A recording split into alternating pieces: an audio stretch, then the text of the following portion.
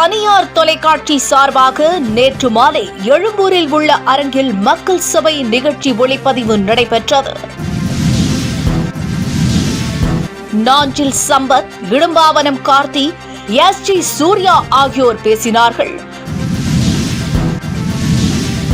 நான்காவதாக அழைக்கப்பட்ட செந்தில்வேல் மைக்கின் முன்பு வந்து நின்ற அடுத்த வினாடியே சங்கிகள் கூச்சலிடத் தொடங்கிவிட்டனர்.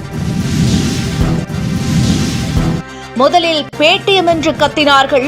அனைவரும் சத்தமாக சிரித்து அநாகரிகமாக நடந்து கொண்டனர். அதை கடந்து சென்று பொங்கல் வாழ்த்துக்களோடு உரையை தொடங்கும் போது கூட்டத்தில் இருந்து இடியாப்பம் என்று கத்தினார்கள். நெறியாளர் பாலவேல் அவர்கள் குறுக்கிடும் போதெல்லாம் அதை கண்டித்தார். பேச விடும்படி பலமுறை வலியுறுத்தினார். அந்த கும்பல் அதை கேட்கும் மனநிலையிலேயே இல்லை.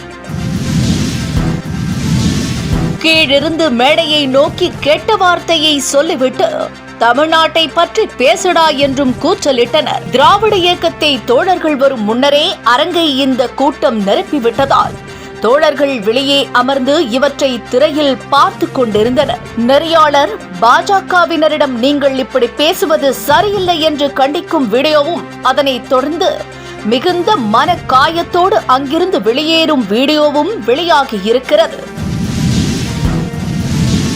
மக்கள் மன்றம், மக்கள் சபை போன்ற நிகழ்ச்சிகள்ல பாரதிய ஜனதா கட்சியினரும் இப்ப சமகாலத்துல பாஜகவின் மறு உருவமாக மறு வைத்துக் கொண்டு மாறுவிடத்தில் இருக்கக்கூடிய தாவேகா தற்குறிகளும் ஒரு 10 பேர் வந்து நின்று திராவிட இயக்க தோழர்களின் கருத்தை எதிர்கொள்வதற்கு திராணி என்று கத்தி கூச்சலிட்டு அபியூசிவ் வேர்ட்ஸ்ல அராஜகமாக நடந்து கொண்டு அவர்களுடைய கருத்துக்கள் மக்களிடம் செல்லாமல் அவர்கள் தடுப்பதை ஒரு வாடிக்கையாக வைத்திருக்கிறார்கள்.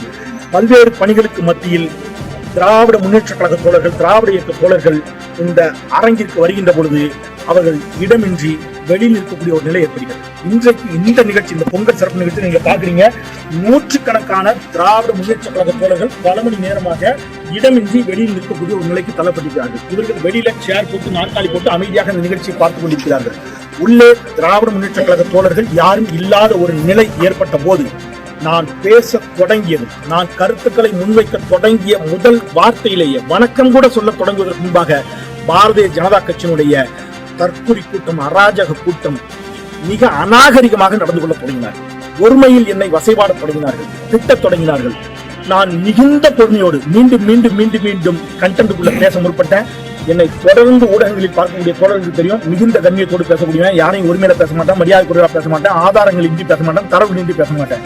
தரவுகளோடு என்னுடைய வாதத்தை வைக்க தொடங்குகின்ற பொழுது மாற்றுக் கட்சியினரையும் மதிக்கக்கூடியவனா, தரவுகளோடு என் வாதத்தை வைக்க தொடங்குகின்ற பொழுது பாரதிய ஜனதா கட்சியைச் சேர்ந்த சில குண்டர்கள் உள்ளிருந்து மிக தகாத வார்த்தைகளால் முழக்கமிட்டார்கள், சத்தமிட்டார்கள். National Arogya expo and AYUSH conclave 2026 ஜனவரி 9 முதல் 12 வரை Heartfulness Institute, Babuji memorial ashram, Manapakkam, Chennai. இதில் கலந்து கொள்வதற்கு பொதுமக்கள் அனைவருக்கும் இலவசம். Express courier private limited, domestic international cargo. உங்கள் இல்லம் தேடி வந்து கொரியர் புக்கிங் டெலிவரி செய்து தரப்படும். என்றும் உங்களுடன் மை இந்தியா. முக்கிய செய்திகளை உடனுக்குடன் தெரிந்து கொள்ள சப்ஸ்கிரைப் பண்ணுங்க, பெல் பட்டனை பிரஸ் பண்ணுங்க. என்றும் உங்களுடன் மை இந்தியா.